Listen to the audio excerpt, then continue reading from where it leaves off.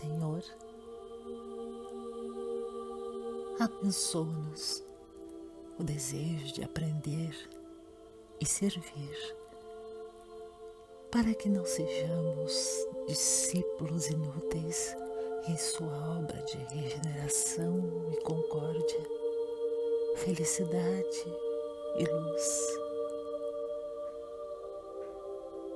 Ajuda-nos o pensamento, a fim de que possamos irradiar a verdadeira caridade através dos pensamentos, palavras e atitudes.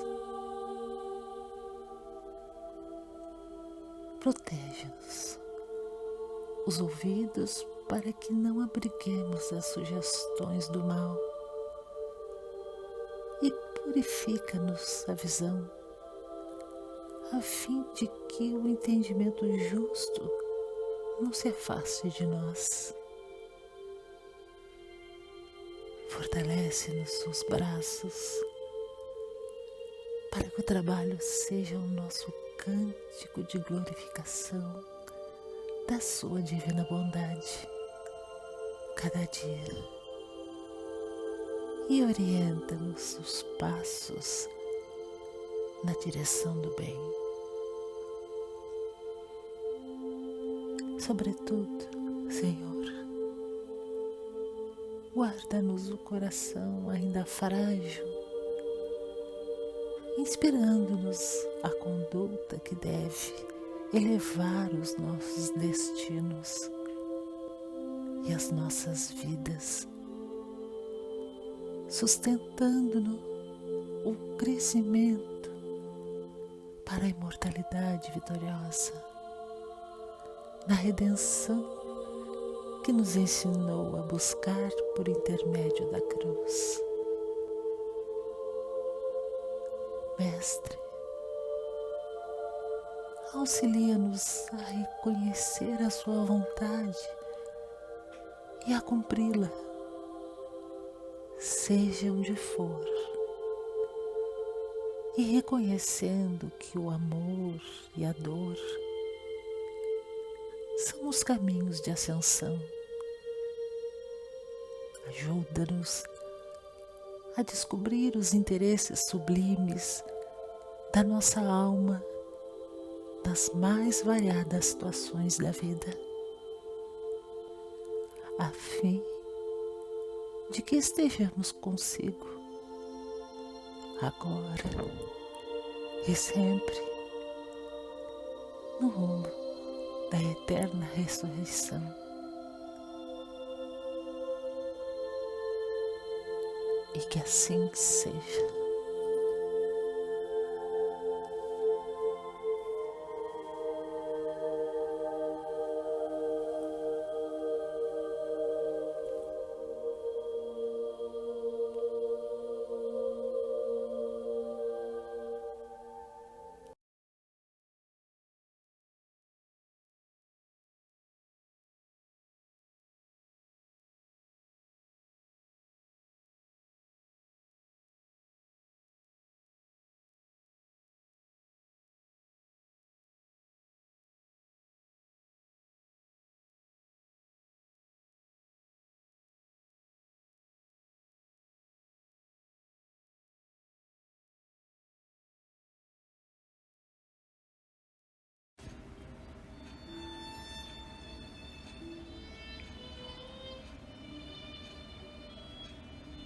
Queridos amigos, sejam bem-vindos em mais este atendimento à distância.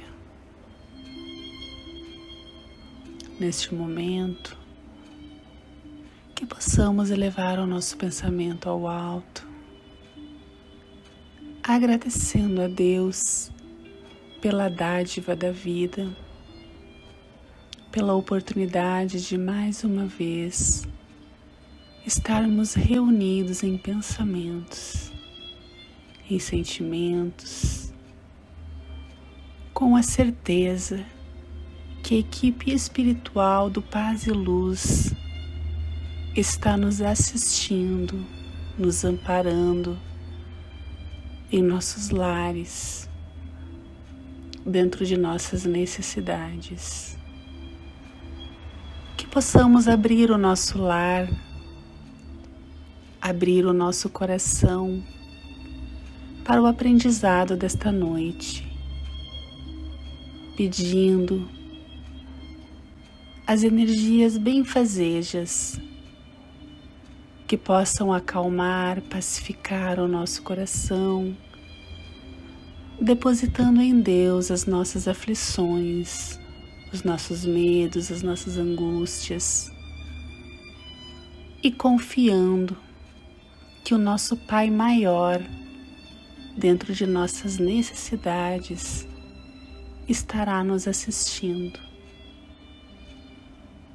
Obrigada, espiritualidade amiga, por nos permitir fazer parte desta equipe. Pedimos a permissão para iniciar os atendimentos desta noite. Que a tua luz se faça hoje, amanhã e sempre. Que assim seja.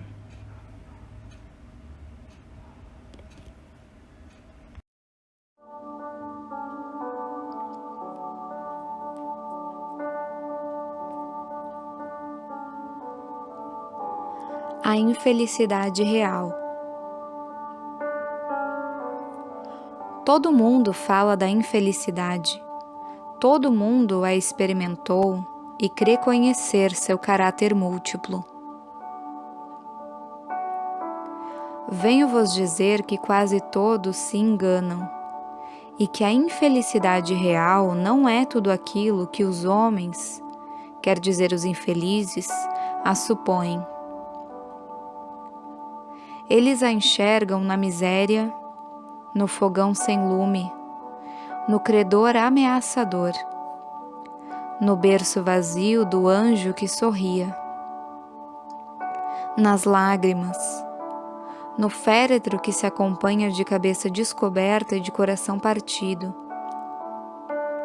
na angústia da traição, na nudez do orgulhoso que gostaria de se cobrir de púrpura e que esconde com dificuldade sua nudez sob os farrapos da vaidade.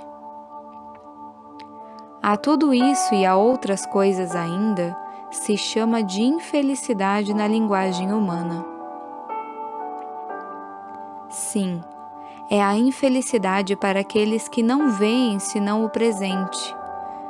Mas a verdadeira infelicidade está nas consequências de uma coisa, mais do que na própria coisa.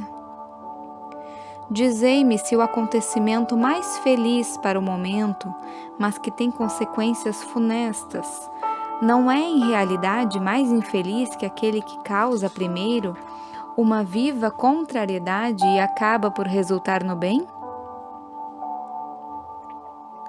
Dizei-me se a tempestade que quebra vossas árvores, mas saneia o ar dissipando os miasmas que insalubres causariam a morte, não é antes uma felicidade do que uma infelicidade.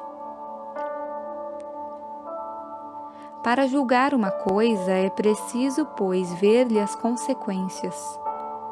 É assim que, para apreciar o que é realmente feliz ou infeliz para o homem, é preciso se transportar além desta vida, porque é lá que as consequências se fazem sentir.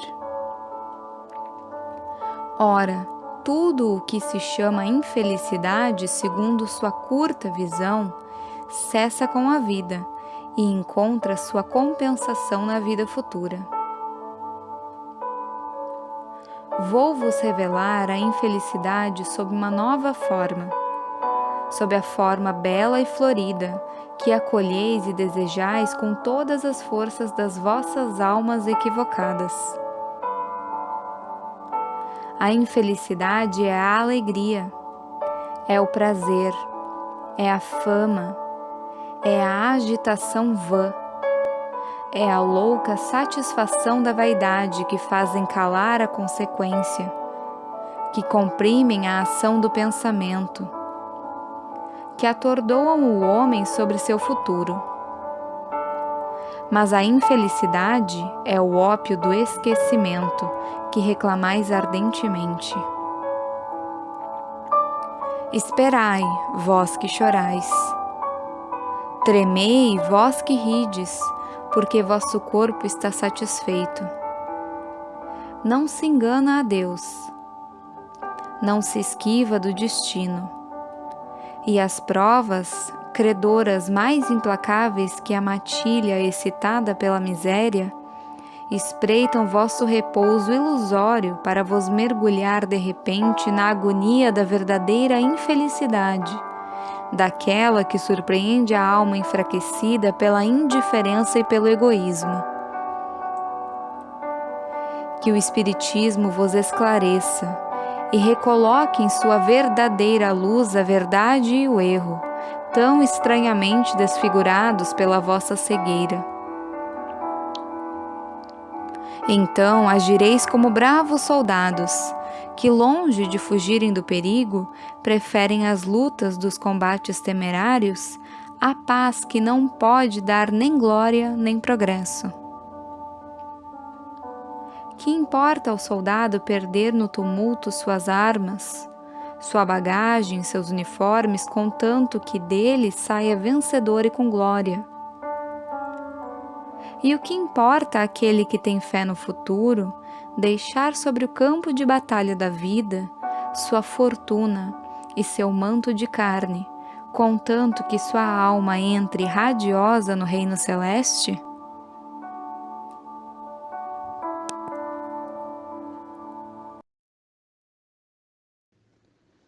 Boa noite a todos. Hoje nós vamos comentar sobre o capítulo 5, a verdadeira infelicidade. Se nós pararmos um pouco para refletirmos, muitos dos acontecimentos que vêm acontecer conosco, certamente deve ter uma razão de ser, né? Baseado na nossa crença, na nossa fé, que Deus é um Pai generosamente bom e justo. Cada acontecimento deve ter sua razão real, apesar de não termos a real convicção, né? Porque isso ou aquilo vem acontecer conosco. Várias situações difíceis que vêm até nós, tendo uma razão de ser verdadeiramente justa, deve nos fazer, então, crer que nós devemos, cada um de nós, nos esforçarmos, né? Para sabermos transpor cada obstáculo que vem até nós, né? Aquilo que nós consideramos infelicidades, mas que na realidade muitas vezes são provas para nós passarmos, são obstáculos para nós superarmos, né? Que vão fazer com que saiamos mais forte de cada situação que vem até nós. Mas vai depender muito do nosso esforço, da nossa busca da compreensão, da nossa busca do entendimento, da nossa busca da aceitação sobre as leis de Deus, né? Que nos regem e que fazem com que cada um de nós busque o nosso melhoramento. Ou seja, aí aquilo que naquele momento, por maior que possa ser a dificuldade, né? Se nós tivermos fé em Deus, certamente teremos a possibilidade de transplantar esses obstáculos, que na realidade em algum momento no nosso futuro iremos compreender melhor, principalmente quando chegarmos, né, na espiritualidade maior, onde a nossa mente irá se ampliar mais, iremos saber por que passamos, né, por determinadas situações, qual é o objetivo, mas certamente o objetivo é para nos melhorarmos, porque nós estamos aqui nessa caminhada para resgatar, né, as nossas dívidas, para ir nos melhorando, ir crescendo, evoluindo, progredindo, né? Porque é isso que Deus quer de nós, filhos pródigos, filhos fiéis, filhos amorosos. E para isso devemos praticar, né, o bem, praticar a caridade e nos envolver enxugando lágrimas, né? Enquanto nós estivermos enxugando lágrimas, não teremos tempo para chorar. Esse ditado é bem verdadeiro, né? Porque quando nós nos envolvemos em causas, né, sociais, e quando nos envolvemos, estamos atentos, né, a ajudar o semelhante, acabamos até dimensionando de uma maneira menor os nossos problemas, nossas dificuldades, ou muitas nem acabamos nem nos lembrando, né, que temos determinadas situações que são difíceis para nós, mas o importante é saber que são superáveis, que vai depender de cada um de nós. Ou seja, aquilo que muitos consideram, né, situações difíceis, na realidade, é para o nosso crescimento, é para a nossa evolução, é para os nossos resgates, né? Porque nós não estamos aqui somente de passagem. Cada um tem objetivo e cada um de nós vai buscando, né, a solução de cada situação. Certamente auxiliado, né, por várias outras pessoas. Deus sempre coloca anjos, né, nas nossas vidas que nos auxiliam principalmente nesses momentos mais difíceis, né? Mas tenhamos a consciência, podemos fazer a diferença, né? Cada um de nós, individualmente, buscando conhecimento, buscando esses valores que o Espiritismo hoje nos traz como verdades, para que nos auxilie cada vez mais. Quanto mais nós estivermos conectados com a espiritualidade maior, mais chance teremos, né, de seguir em frente, iluminados pelas energias boas, pela fé, pela esperança, que são nossas verdadeiras riquezas, né? São os nossos valores morais. Os valores materiais que aqui usufruímos vão ficar aqui, né, a hora que nós partirmos, ou seja, nós não iremos levar esses valores materiais. Ou seja, então não devemos depositar a nossa felicidade em cima dessas coisas materiais. São úteis enquanto, né, estiverem conosco, quando for necessário, mas certamente não iremos levar isso conosco. Iremos levar aqueles valores que nós praticamos do bem, da caridade, né, a nossa reforma íntima. Quanto mais nós estivermos conectados com Deus, mais fácil chegaremos aos nossos objetivos. Tá bom, meus irmãos? Uma boa noite a todos e que assim seja.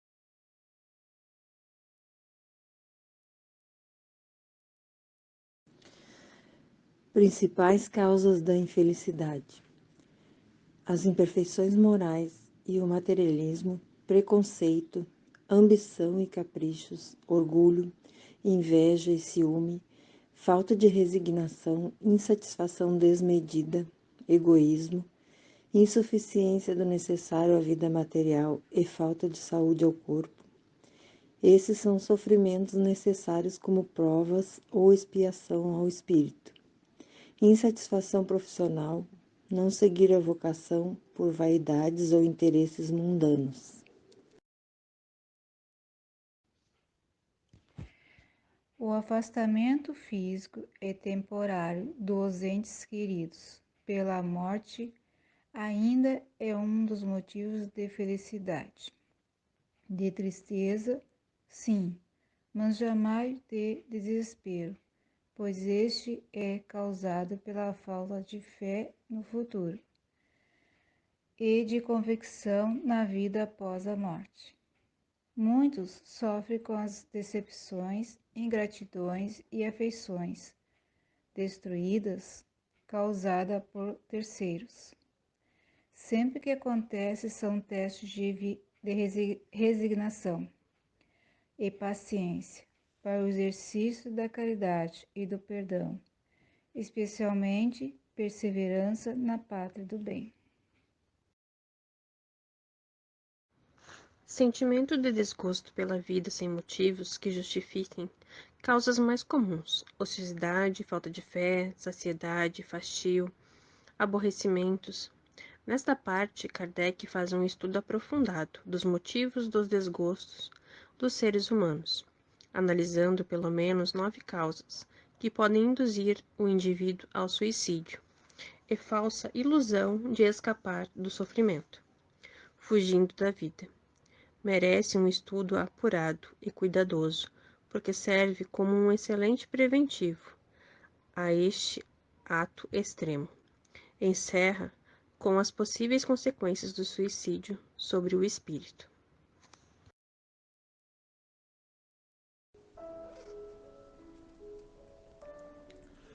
Boa noite a todos. Felicidade e infelicidades relativas. Pergunta 920. O homem pode gozar sobre a terra de uma felicidade completa?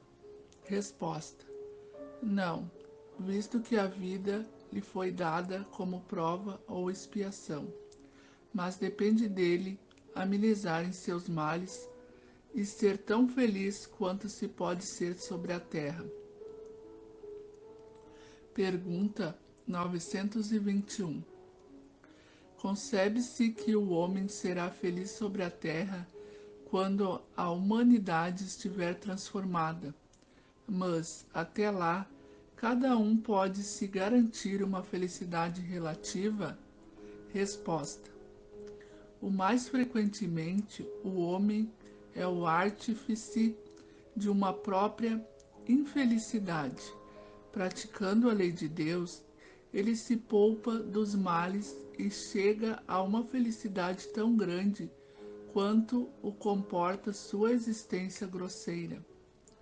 O homem bem compenetrado de sua destinação futura não vê na vida corporal senão uma estada passageira, e para ele uma parada momentânea em má hospedaria. Ele se consola facilmente de alguns desgostos passageiros de uma viagem que deve conduzi-lo a uma posição tanto melhor quanto melhor tenha se preparado. Somos punidos desde esta vida pelas infrações às leis da existência corporal, pelos males que são a consequência dessas infrações e de nossos próprios excessos. Se remontarmos gradativamente à origem do que chamamos nossas infelicidades terrestres, veremos a estas, na maioria das vezes, como consequências de um primeiro desvio do caminho reto. Por esse desvio, entramos num mau caminho e, de consequência em consequência, caímos na infelicidade.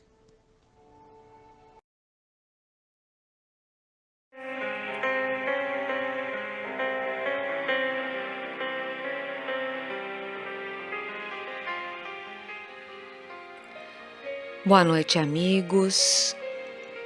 Muitas vezes perguntamos: o que é a felicidade? O que é aproveitar a vida? É uma busca incessante por ser um sentimento agradável, que causa bem-estar, contentamento e distância da dor. Será que viemos a esse mundo para sofrer?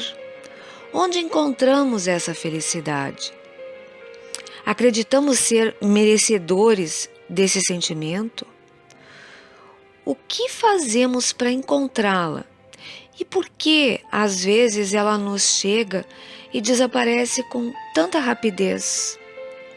Os espíritos superiores respondem a Kardec que, em relação à vida material, a felicidade é a posse do necessário. E com relação à vida moral, a consciência tranquila e a fé no futuro. Podemos dizer então que a felicidade é um estado de alma. Se o planeta em que vivemos ainda é de provas e expiações, rumando à regeneração, mas ainda no auge dessa linha divisória, então compreendemos que a felicidade é a forma como encaramos a vida e enfrentamos os descontentamentos. A ilusão de ótica nos mostra como somos facilmente enganados pela forma como os objetos nos são apresentados. Uma vara reta, quando colocada na água, parece torta. Quando lemos, temos a impressão que os olhos deslizam sobre as letras. Mas quando os movimentos dos olhos são analisados por sensores mecânicos, verificamos que eles não deslizam suavemente, porém aos saltos. Se colocarmos duas fotos, uma de integrantes de uma família rica em bens materiais e outra de uma família que vive abaixo da linha da pobreza, analisando, diremos que a família rica em bens materiais é a mais feliz. Podemos garantir isso? Será que a pobreza é sinônimo da infelicidade? Então, a riqueza é uma das referências para a felicidade. Muito comum ouvir: no dia em que ganharmos na loteria, no dia em que conseguirmos uma herança, no dia em que ficarmos ricos, seremos felizes. A felicidade está sempre em alguém, num lugar, numa situação, numa condição social, numa condição de vida que não estamos vivendo. Sempre além. Devemos pensar que somos seres espirituais e que a felicidade não pode ser uma coisa projetada para longe. Ela deve estar junto de nós. Ser feliz com o que conquistamos hoje, com o que viemos lutando para ser, com nosso empenho. A felicidade possível. Na maioria das vezes, a nossa infelicidade é a resposta aos desvios do caminho reto. Se não desta vida atual, então de vidas passadas, quando nossas escolhas foram contrárias às leis divinas, quando muitas vezes prejudicamos ao próximo. É certo que hoje vivemos a resposta de nossas atitudes. Temos que olhar tudo sob diversos ângulos, com a finalidade de captar a verdade por trás dos fatos, cumprir a nossa missão na Terra com a nossa família, com a sociedade em que vivemos, no trabalho, nos estudos, tentando sempre fazer o melhor, lutando com as nossas imperfeições, respeitando as leis divinas, assumindo o compromisso que concordamos em realizar com a espiritualidade antes de reencarnarmos. Ou podemos nos queixar indefinidamente e ficarmos estagnados. Somos testados e provados com as dificuldades e a superação de obstáculos. Porém, se resistirmos às provas, cultuando a vaidade ou construindo uma falsa felicidade, lá na frente vem o arrependimento. E reparar é mais difícil que construir. Se soubermos manter o equilíbrio, fazendo bem ao próximo e a nós mesmos, valorizando tudo e esperarmos o resultado mais adiante. Muitas coisas que parecem boas podem ser ruins, e outras que se pronunciam desagradáveis, no final podem nos trazer muitas alegrias. Se tivermos Deus ao nosso lado e formos merecedores de proteção e ajuda, vivenciamos esta fé e aguardamos com paciência, certos de que sempre nos acontecerá o melhor. Há males que vêm para o bem, diz o ditado popular. Assim, sigamos o caminho do bem, da busca do necessário, da consciência tranquila e da fé no futuro, para que um dia, amparados por nossos espíritos protetores, cheguemos mais próximos da perfeição e da felicidade verdadeira. Pensemos sobre isso e que Deus nos abençoe.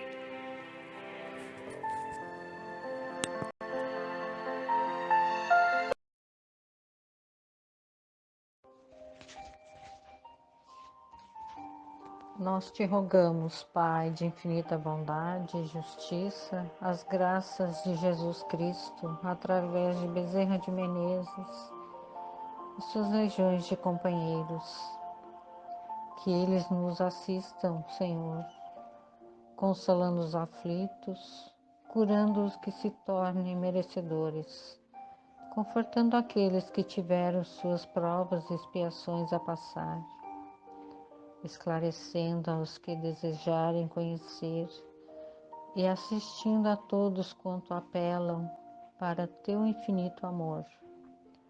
Jesus divino, portador da graça e da verdade, estende tuas mãos dadivosas em socorro daqueles que te reconhecem como dispenseiros fiel e prudente.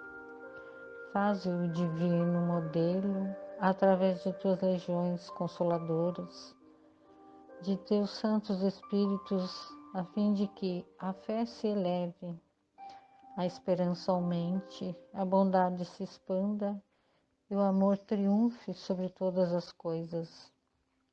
Bezerra de Menezes, apóstolo do bem e da paz, amigo dos humildes e dos enfermos, movimenta tuas falanges amigas em benefício daqueles que sofrem, sejam mal físicos ou espirituais. Santos Espíritos dignos obreiros do Senhor, derramai as graças e as curas sobre a humanidade sofredora, a fim de que as criaturas se tornem amigas da paz e do conhecimento, da harmonia e do perdão, semeando pelo mundo os divinos exemplos de Jesus Cristo. Que assim seja.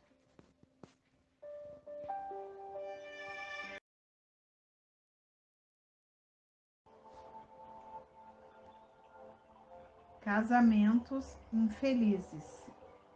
Na Terra, a maioria dos casamentos são expiatórios, provacionais ou ocorrem por motivos fortuitos e levianos, motivados pela aparência, status, ascensão econômica ou social, ou seja, entusiasmo material.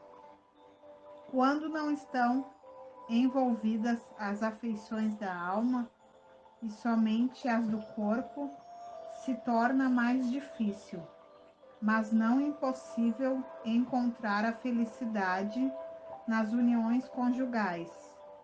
Para superar a infelicidade, é necessário o sentimento de abnegação e altruísmo, procurando transformar uma união antipática em amor terno e duradouro. Que assim seja, graças a Deus.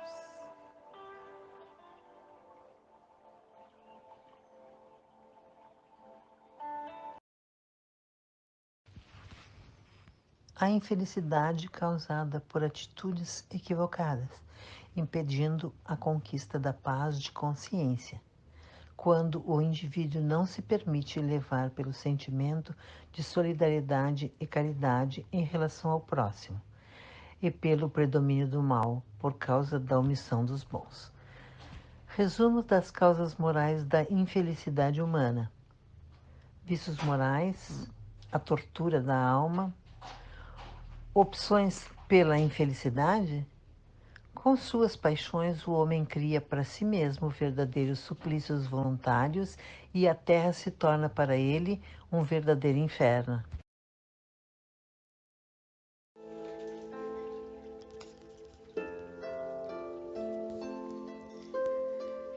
Quem é que não gostaria de ter dinheiro? Quem é que não gostaria de ter uma boa posição social e econômica? Quem é que não gostaria de ser famoso e ser conhecido, de desfrutar dessas considerações do mundo, ainda que passageiras?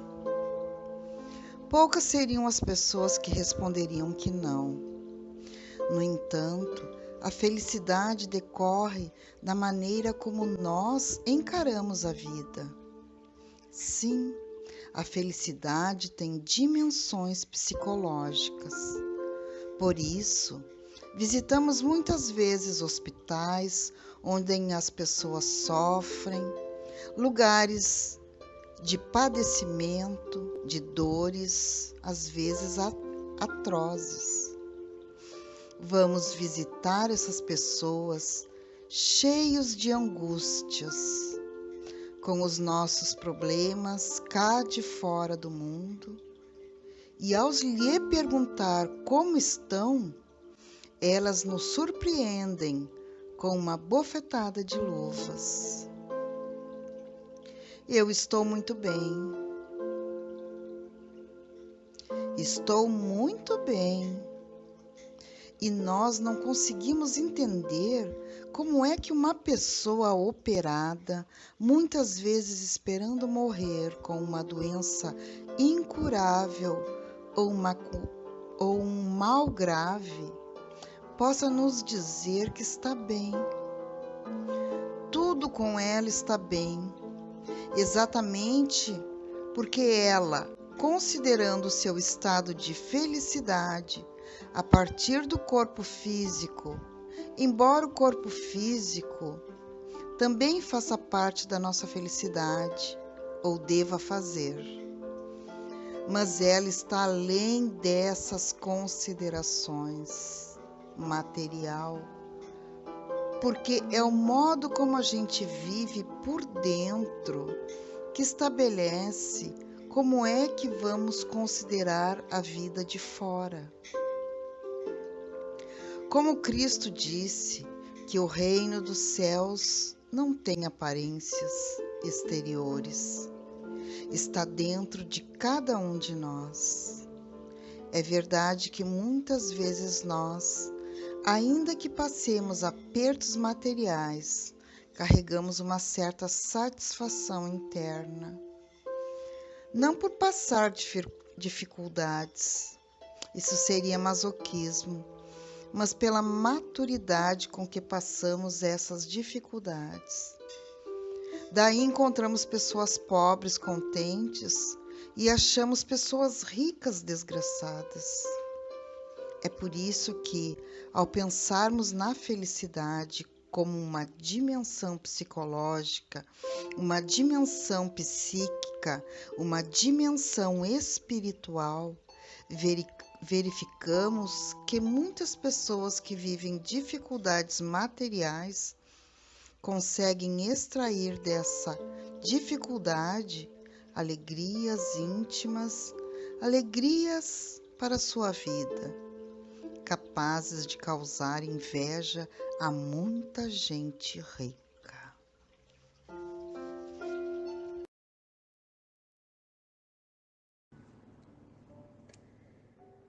Para a alma imortal, estanca a marcha acelerada que te faz cega ao universo que te cerca. Assenta-te na pedra rude e contempla a beleza da criação, sem medo e sem pressa. Alma imortal, aprecia a magnitude da obra, recebe em teu coração obstinado e temeroso o impacto da voz que ressoa dentro de ti, louvando o Criador. O côndor não voa tão alto que não possas escutar, no ruflar de suas asas, o nome de Deus. O mar que ruge bravio, castigando as rochas seculares, bate e rebate clamando o seu nome. Todas as coisas falam da harmonia da sua criação. Alma imortal, liberta-te do medo. Não morre, nada morre. Tudo renasce e se transforma no ciclo perene do ser. Abriga dentro de ti o amor ao Altíssimo e contempla o fulgor do sol que ele criou especialmente para aquecer e germinar a semente da vida. Revigora-te na dor que te atormenta, bebendo da fonte clara e fria, que descendo da montanha vem ofertar-te a dádiva do copo d'água. Detente a imaginar as propriedades da água, os seus componentes, entretanto, ela simplesmente sacia a sede. Contempla a planta e medita que, saindo ela do fundo das águas, nos primórdios da criação, projetou para nós o protoplasma da vida. Contempla a estasia do artista que, criando o infinito, pintou de azul para alegrar os nossos olhos. A essa energia que vem saciar a nossa sede, peçamos a bênção para as nossas doenças da alma, do corpo físico, por nosso desalento, através dos fluidos que derramam, pelos benfeitores espirituais, que dessa fonte divina nossa água se transforma em fonte de paz e restauração. Para todos que necessitamos e pedimos socorro ao sublime poder, assim seja.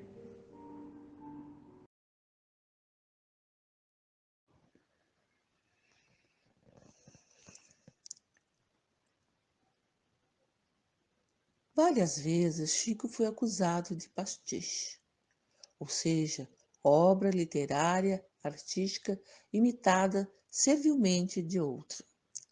Nos livros e mensagens recebidas da espiritualidade ditados por centenas de poetas e escritores famosos, o estilo tem apresentado tal exatidão com os autores quando vivos que as dúvidas aos poucos foram se dissipando.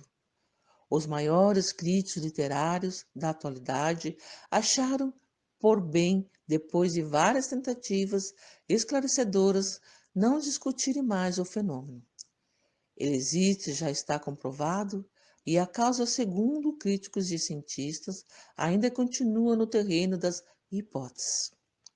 Fazer pastiche, imitar o estilo dos poetas e prosadores, ou, como diria Paul Reboux, à la manière de, exige cultura e um estudo apuradíssimo do autor que se deseja pastichar, o que jamais poderia ocorrer com Chico, homem de curso apenas primário. Diz o acadêmico Raimundo de Magalhães Júnior que seriam necessários 60 dias e 60 noites de literatura somente sobre Euclides da Cunha para escrever em seu estilo, o mesmo acontecendo com Machado de Assis, Castro Alves, etc. Como também se faria necessária inteligência, um bom fundo de cultura, lógica na escolha dos assuntos, etc. Baseado no que diz essa autoridade, fizemos o seguinte cálculo, a título de curiosidade, tomando como exemplo o livro Pernaço Além Túmulo, com poesias de 56 poetas diferentes, psicografada quando Chico Xavier tinha apenas 21 anos de idade. Seriam necessários 9 anos de estudo incessante, noite e dia, sobre esses 56 poetas. Portanto, a feitura da obra deveria ter sido iniciada quando tinha 12 anos. Qual criança poderia reter um estudo tão especializado? Analogamente, para pastichar o estilo de 600 autores já psicografados, precisariam de quase 100 anos de literatura corrida. Pela lógica, somente a existência de espíritos é capaz de explicar essas comunicações, em nada adiantando as explicações teóricas de captações inconscientes.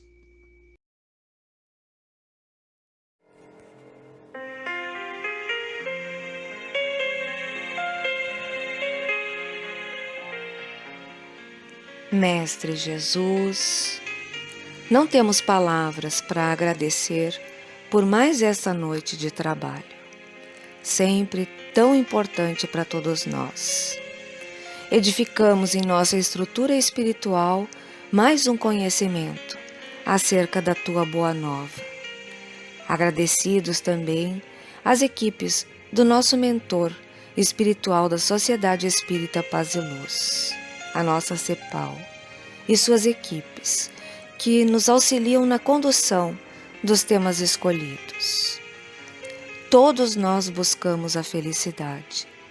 Então, que as vibrações e o amor que emanam do alto possam nos envolver a todos, para que vivamos a felicidade possível nesse planeta que nos acolhe. E assim, Jesus amigo, com nossos corações repletos de boas vibrações, que possamos multiplicar em desejos de paz, esperança, confiança, fé e equilíbrio a todos aqueles que estejam receptivos, em necessidade e mentalizados por nós.